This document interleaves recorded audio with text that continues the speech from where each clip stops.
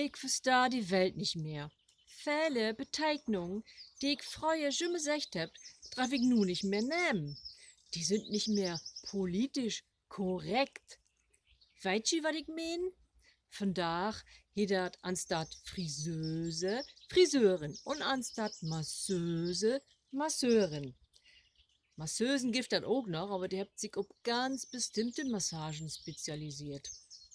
Und ein Automechaniker ist die Kfz-Mechatroniker geworden, die Krankengymnast hiet Physiotherapeut, die Husmeister sogar Facility Manager. Und die Kindergärtnerin hiet nu Erzieherin. Das schimpft sich auch alllängst nicht mehr Kindergorn, sondern Kindertagesstätte.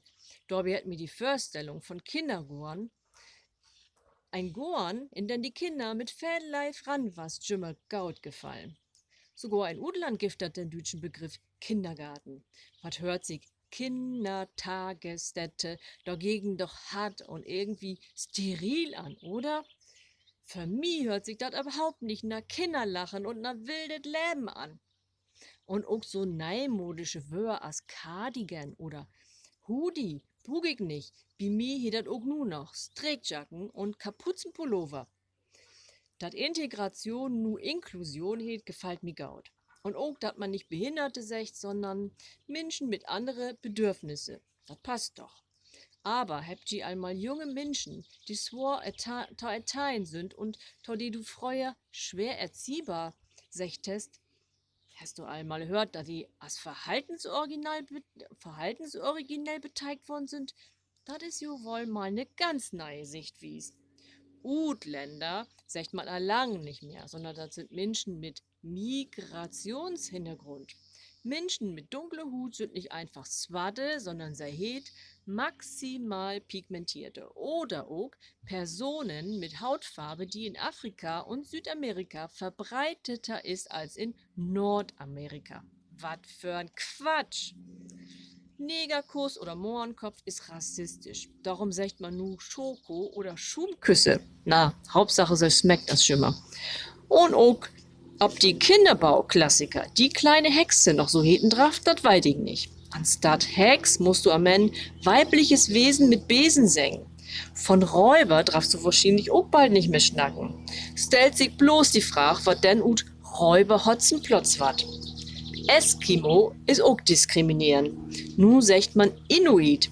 Das heet so viel als Schneeschuhflechter. Und Winnetou ist kein Indianer, sondern ein Urinvaner Amerikas. Falls sie das noch nicht wissen. Die Udruck Zigeuner ist natürlich auch lang nicht mehr taulässig, sondern das sind nun Sinti oder Roma.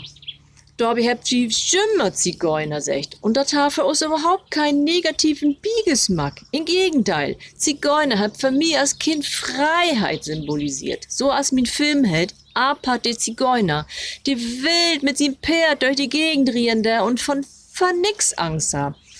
Ich löw an Leistenwerk damals mitreist, mit Apart und mit den Zigeuner. So hat mir düt andere Leben antagen. Manchmal frage ich mich bloß, wie das eins noch wieder garn schall und wat man überhaupt noch singen darf, ahne, dass sich Menschen beleidigt feult, wo man sogar Tätowierte all als Menschen mit visuellem Körperschmuck beteiligen schall. Ich bin auf jeden Fall für Toleranz und will keinen Menschen beleidigen. Aber dass man hier bei uns in Deutschland immer gleich eins so kompliziert machen muss mit die Udrücke. Anstatt das diskriminierende Verhohlen zu ändern, ändert viel lieber die Bezeichnung. Und am Ende kommt da bloß noch so ein Kauderwelsch beruht, meine Tochter nülich. Fällt bloß noch, dass auch der Begriff Kind bald diskriminierend ist. Also, wenn wie tausende Kinder Menschen mit Tendenz zum Wachsen singen mit, dann wird mir das aber langsam echt tau bunt.